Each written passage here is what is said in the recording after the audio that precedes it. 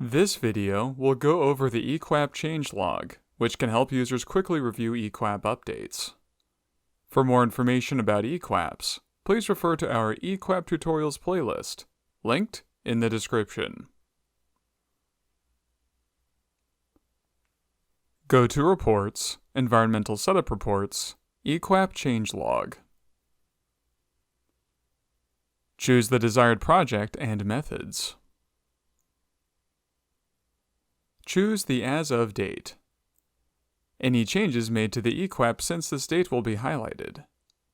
Click View Report. This report is organized similarly to the Project Setup Combined report, although the highlighting works differently.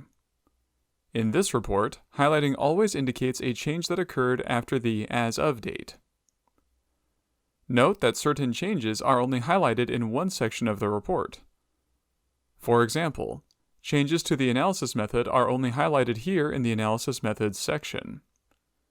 If we switch to another section, such as holding times, the analysis methods are not highlighted. Let's see how the highlighting works in some of the other sections.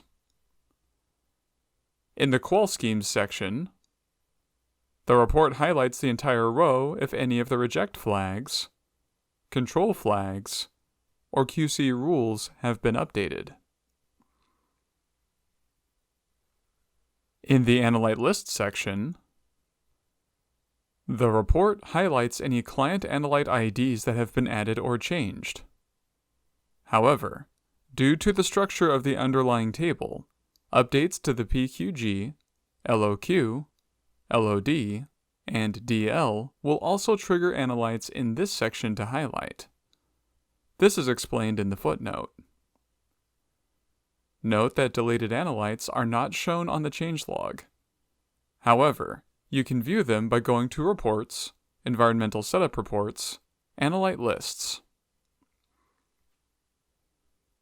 Fill out the drop-downs and change the Show Deleted option to True. Click View Report. When Show Deleted is set to True, only analytes that have been deleted are shown. Let's go back to the changelog. In the Reporting Limits section, the report highlights the entire line if any of the limits have been updated. Due to the structure of the underlying table, updates to the client Analyte ID will also trigger limits in this section to highlight. This is explained in the footnote.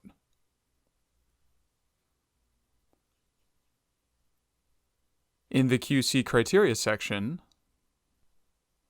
the report highlights the entire line if any of the reject or control values have been updated. In the Regulatory Limits section, the report highlights any new or updated limits.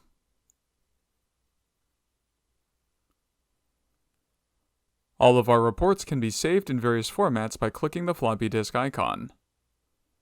Whenever an eQAPP is approved, it will automatically expire 1 year later in order for the lab manager to review the limits.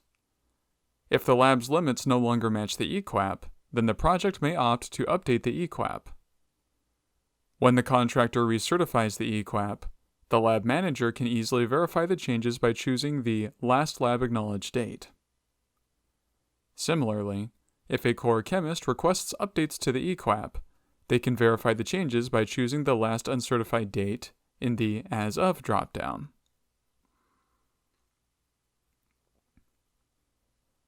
Don't forget to subscribe to the FUDSChem YouTube channel for more tutorial videos.